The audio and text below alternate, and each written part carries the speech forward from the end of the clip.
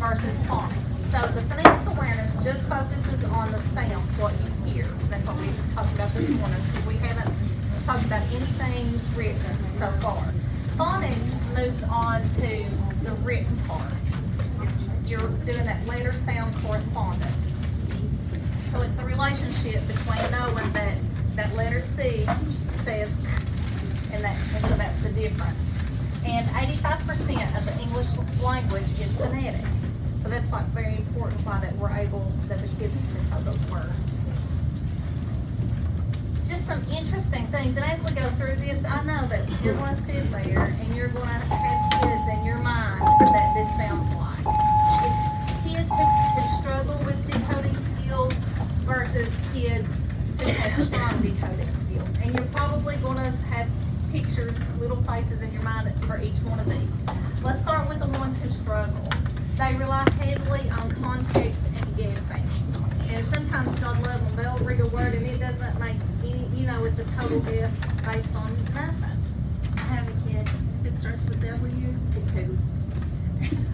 And they try to use those skills that, bless their hearts.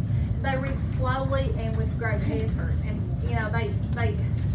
it hurts you sometimes to listen to those kids read. They focus on the decoding rather than the comprehending.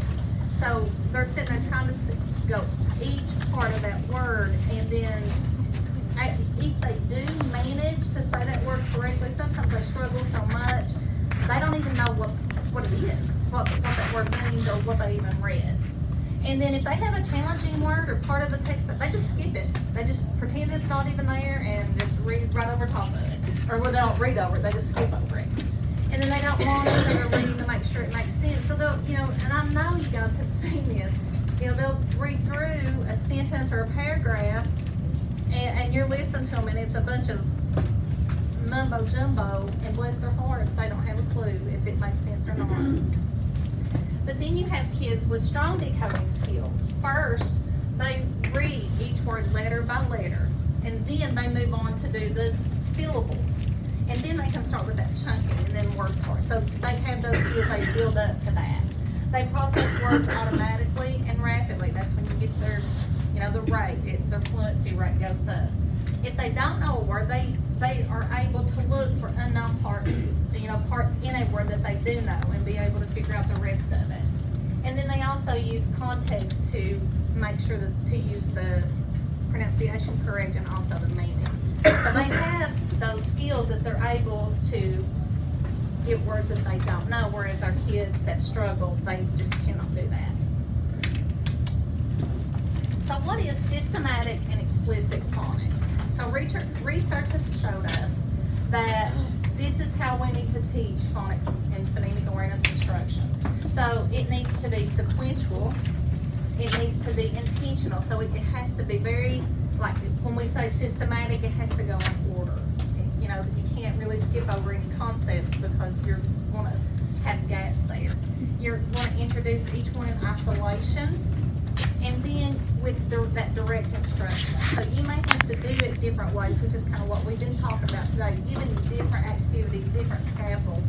That is part of your direct instruction on how to give that in that isolation.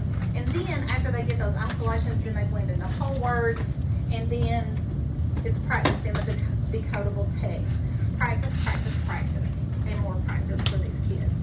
And also, you all have gotten those decodable texts as well that many teachers are not able to get. So that goes along with that. So, okay, so now go ahead and get out your recipe for reading books.